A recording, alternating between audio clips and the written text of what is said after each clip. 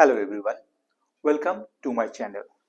So in this video we're going to learn to add the natural numbers start from 1 to 10, 11 to 20, 21 to 30, 31 to 40. These are all natural numbers.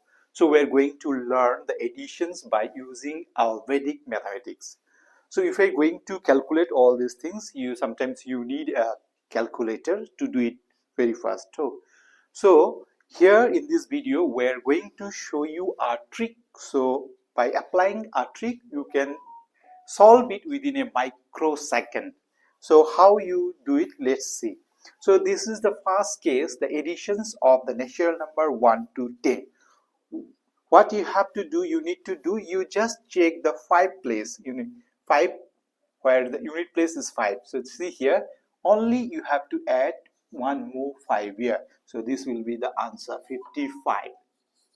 Now in the second case, check there is the additions of 11 to 10, 20. Here this is the 5, unit place is 5. Here you just add one more 5.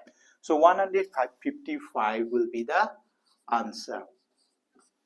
Then in third case, this is the additions of 21 to 30. Here you check, this is the unit place is 5 here. Nothing you have to do, you just add one more 5 here. So answer will be 255.